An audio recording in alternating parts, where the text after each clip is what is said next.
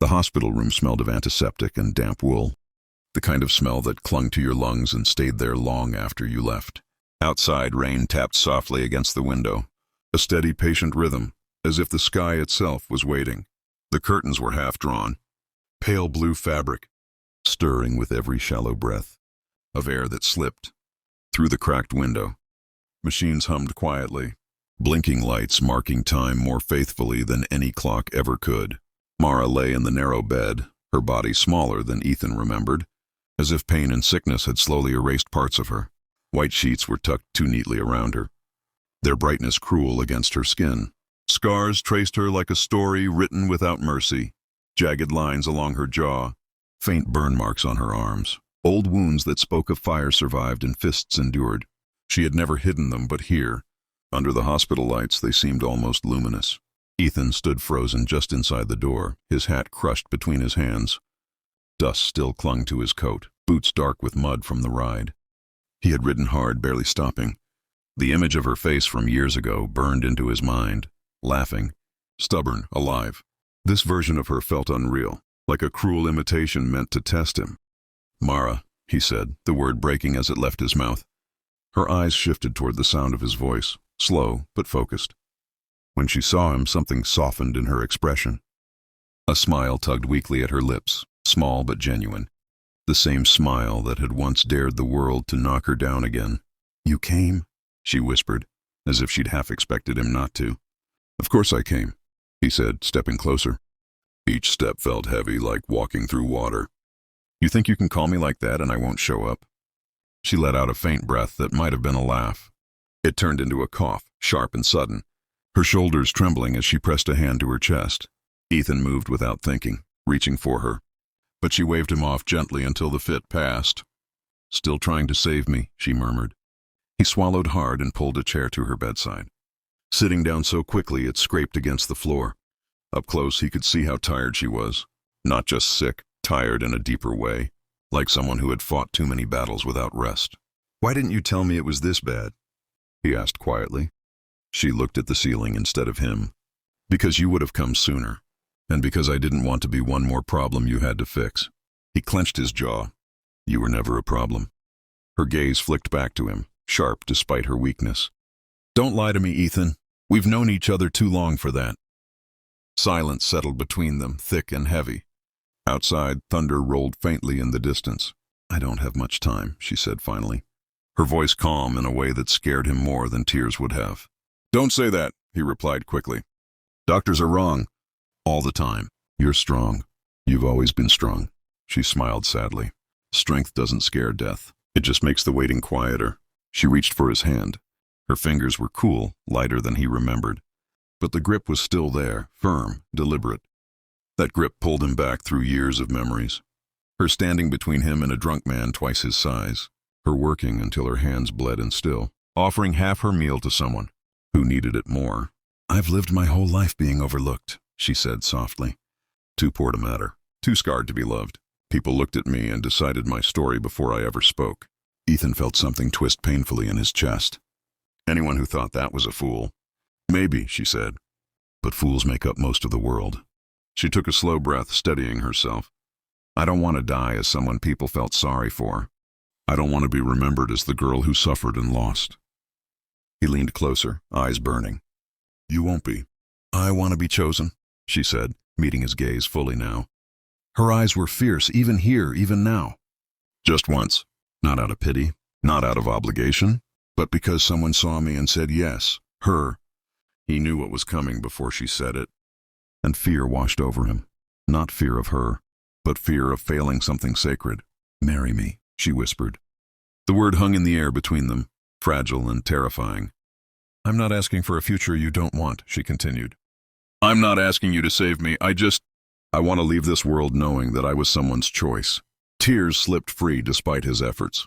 He thought of all the times he had walked away from things that mattered because they were hard, because people might talk, because he was afraid.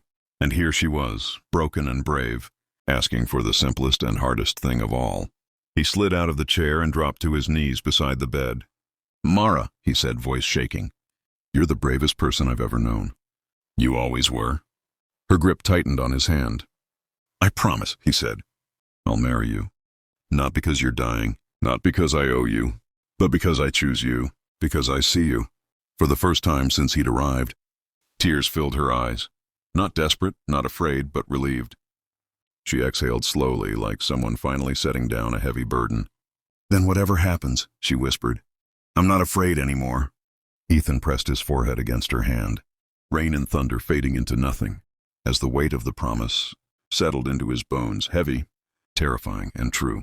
They married 3 days later, just as dawn thinned the darkness outside the hospital windows. The world felt hushed at that hour, as if it understood something sacred was about to happen and chose not to interrupt.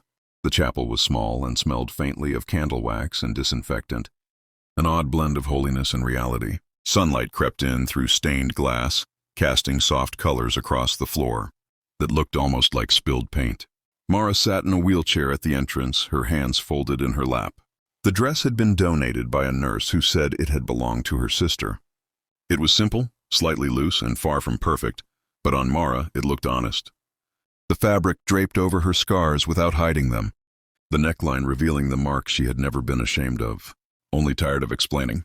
Her hair had been brushed back carefully, and a single wildflower rested behind her ear, plucked from the hospital garden by a volunteer who didn't ask questions. Ethan stood at the front, wearing a borrowed suit that didn't quite fit his shoulders. His hands trembled at his sides, not from doubt, but from the overwhelming clarity of the moment. He had faced death before, but never like this, never holding it so gently, never choosing to walk toward it with open eyes. When she was wheeled down the short aisle, assisted by a nurse who blinked away tears, Ethan felt something inside him break open. Every step she took afterward, using the walker to stand beside him, felt like a declaration of defiance. Pain lived in her bones, but so did resolve. The chaplain spoke quietly, respectfully, as if afraid to disturb the fragile miracle unfolding in front of them.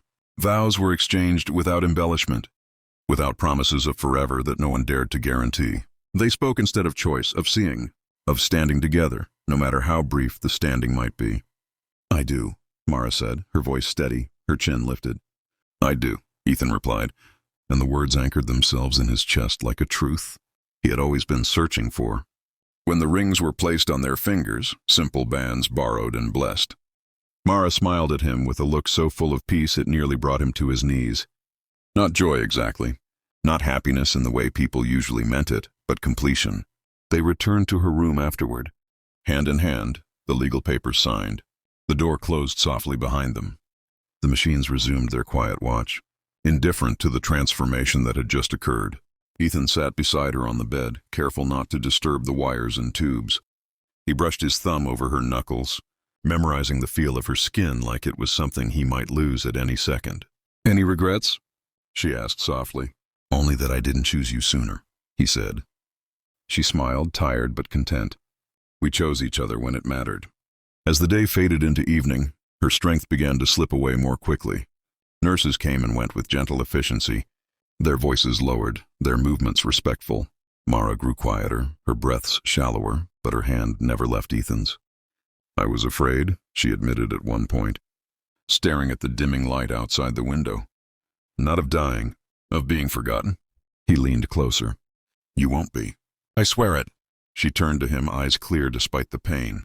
"Live well, Ethan, love bravely. Don't let comfort make you small." "I won't," he whispered. "I'll live loud enough for both of us." That night, as the hospital settled into its deepest quiet, Mara took her last breath with her fingers curled around his ring. There was no dramatic moment, no sudden change, just a soft release, like a candle finally giving up its flame. Her face remained peaceful, a faint smile still there, as if she had simply stepped into another room.